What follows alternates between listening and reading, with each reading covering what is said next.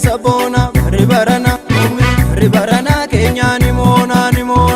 Belchigi bitadhu sabona ribarana Kenya ni mona Ethiopia DC nuti adunya ni binna ayudure beka danu kumata makamna ayudure beka danu kumata makamna Ethiopia DC nuti adunya ni binna ayudure beka danu kumata makamna ayudure beka danu kumata makamna Belchigi bitana sabona ribarana Kenya ni mona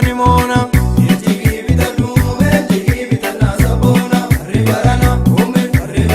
Kenya ni mona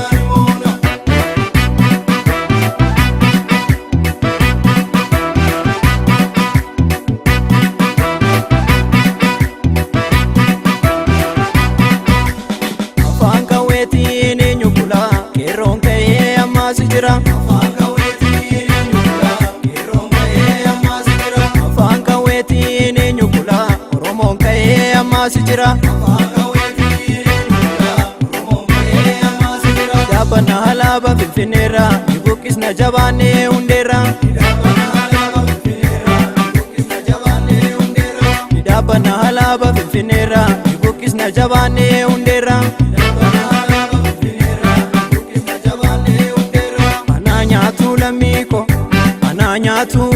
Ana nyaatu jarina manatu ammas nu bituuf kaatu diddaa malee jarinu rambaatu kuffisi jabaannee ni moona waliin na'i waltaanee ni moona jarana barana jarana barana jarana barana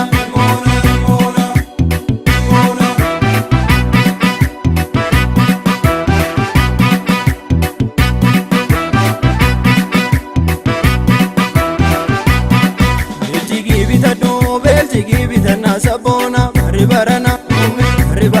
Kenya ni mona Belchigi bitana sabona ribarana Kenya ni mona Belchigi bitana sabona ribarana Kenya ni mona Belchigi bitana sabona ribarana Kenya ni mona Ethiopia DC nuti adunya ni binna ayudure beka danu kumata makamna ayudure beka danu kumata makamna Ethiopia DC nuti adunya ni binna ayudure beka danu kumata makamna ayudure beka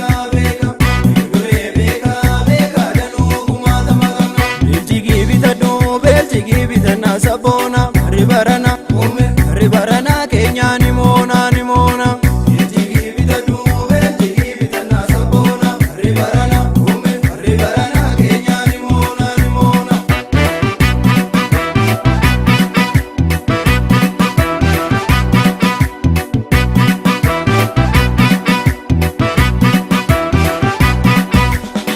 Idane lola ya diro kufisido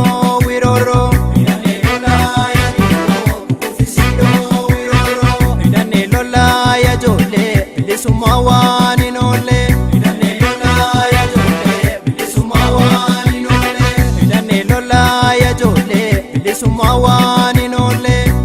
lola ya jole bili sumawani nole makutate ke daloni kaweda arkalatu oromoni dunya fagate hakani jabana adim guracha kabajeni afaan kaweni mbulu afaan kaweni salbina malenga tujareni kufisi jabane ni mona walina iwaltane